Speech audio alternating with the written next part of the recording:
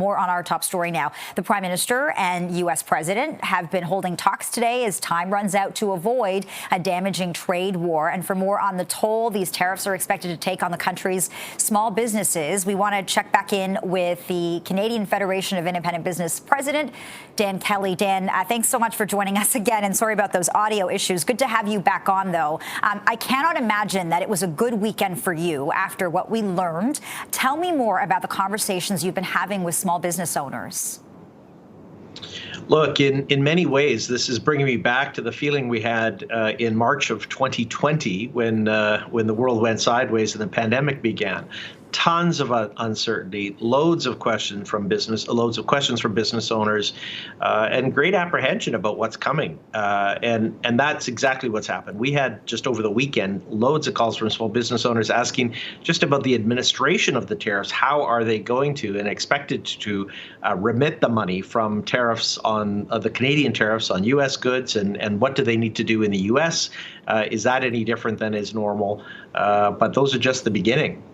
You know, you talked about something so interesting, saying that this has parallels with the COVID-19 pandemic. I mean, that wasn't so long ago. I want to talk about the timing of this. What would it be like to be a business owner who gets hit with, pandemic measures, a global crisis like that, and then to have to prepare for something like this? That's got to be unimaginable.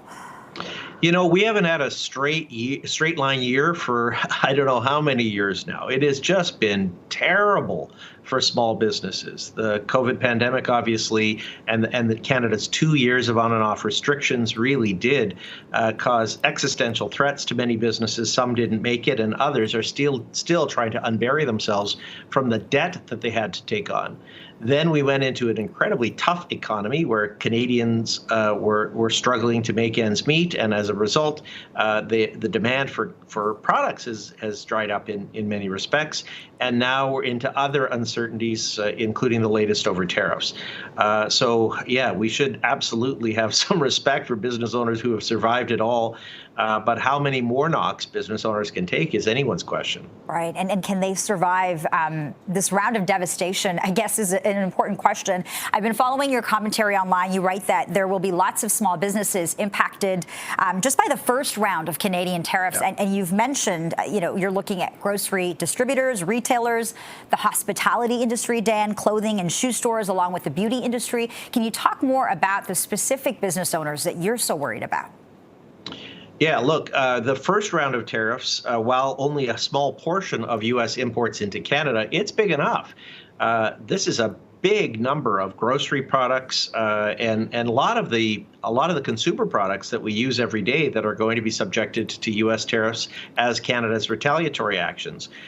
Our data shows that about 16% of small businesses export directly to the United States, but 49%, almost half of businesses, import from the United States. So it's Canada's retaliatory tariffs that are even going to bite harder on small businesses across the country. And that's the group, of course, if they have to build those prices into their costs for consumers, that's where average Canadian consumers get hit. So this is a big deal for a lot of companies, not only the administrative means by which they have to collect and remit these tariffs, but on top of that, just the fact that they're going to have to deal with price increases, whether you're exporting into the United States or importing from the United States.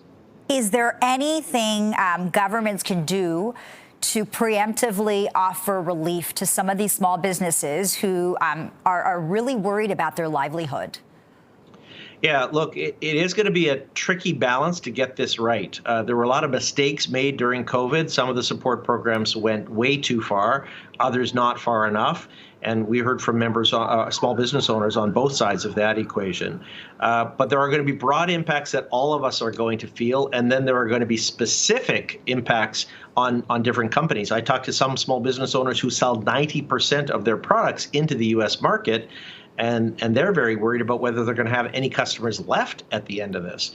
So support programs do need to be designed. I think if this is short-term in nature, and gosh, we're all hoping that we get some a relief in the next couple of hours. But if this is just short-term in nature, I think Canadians will grit their teeth and bear it.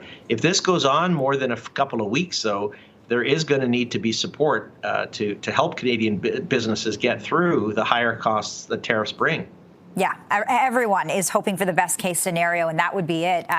Dan Kelly, president of the Canadian Federation of Independent Business, talking to us about the real impact that so many businesses would face if this actually happens tomorrow. Dan, thanks so much for this. Anytime.